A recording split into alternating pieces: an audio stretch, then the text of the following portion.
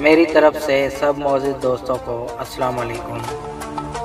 आज हम बात करेंगे एक ऐसे मुल्क के बारे में जो मगरबी एशिया में है और दुनिया का सबसे बड़ा बहादुर इस्लामी मुल्क है, जिसे दुनिया में तुर्की के नाम से जाना जाता है।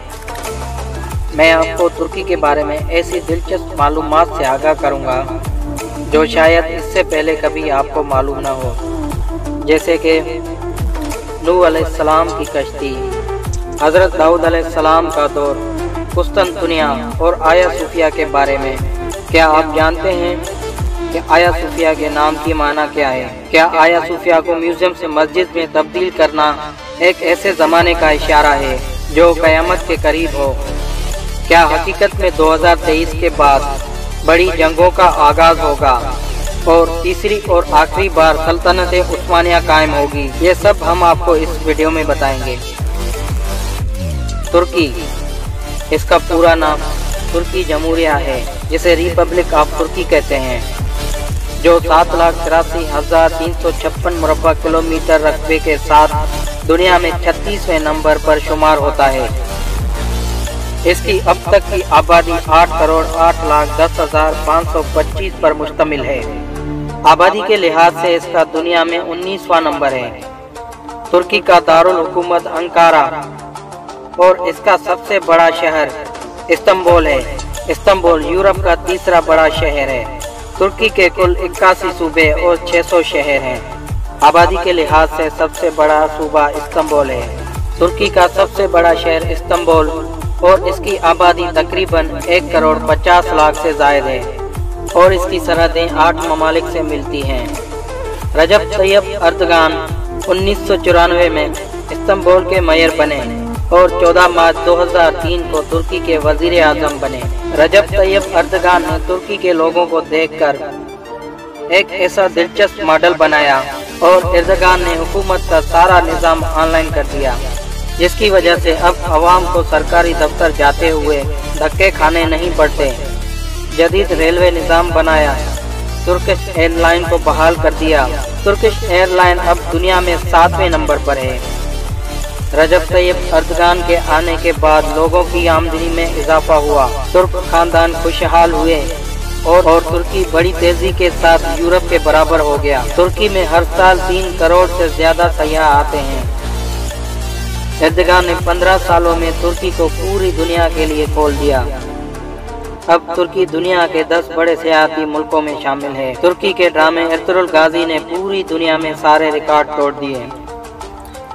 रजब तैयब अर्दगान ने 85 साल बाद जब आया सूफिया को म्यूजियम से मस्जिद में तब्दील कर दिया तब पूरी दुनिया हिल गई। आया सूफिया की तारीख बहुत कदीम जमाने की है।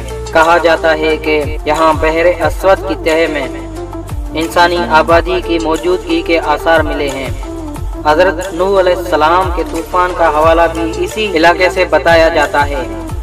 हज़रत दाऊद अलैहिस्सलाम का दौर भी यहीं से बताया जाता है। 330 में एक रूमी बादशाह ने ईसाईयत को कबूल करने के बाद ईसाईयत को सरकारी मजहब बना दिया। फिर बादशाह के हुक्म से मौजूदा इस्तांबुल में कुस्तुनतुनिया शहर आबाद करने का फैसला कर दिया गया।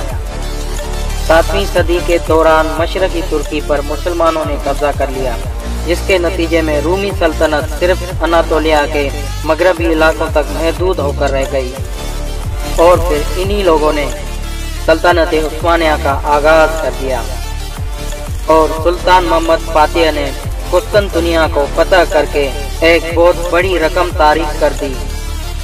यही वो शहर था जिसे 1000 साल तक कोई भी फतह न कर सका, क्योंकि ये ईसाइयों के एक बहुत बड़ी मुक़द्दस जगह का दर्जा रखती थी। ये शहर 2 समुंदर के दरमियान एक पहाड़ी पर वाक़ था और यहाँ पर पहुँचने का सिर्फ एक ही रास्ता था। सुल्तान मोहम्मद फातिह ने ये हदीस सुन रखी थी कि प्यारे आका हज़रत मोहम्मद सल्लल्लाहु अलैहि वसल्लम का फरमान है, जो शख्स कुस्तुनतुनिया फतह करेगा वो जन्नती होगा। इसी सआदत को हासिल करने के लिए सुल्तान मोहम्मद फातिह ने 1453 में इस शहर को फतह करके दुनिया में एक अजीम फातिह होने का एजाज़ हासिल कर लिया।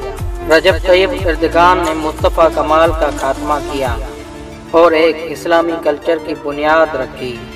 तुर्की ज़बान मुल्क की सरकारी ज़बान और सबसे ज़्यादा बोले जाने वाली ज़बान है। तुर्की में 85% लोग तुर्की ज़बान इस्तेमाल करते हैं। इसके अलावा कुर्दिश और अरबी ज़बान भी बोली जाती है।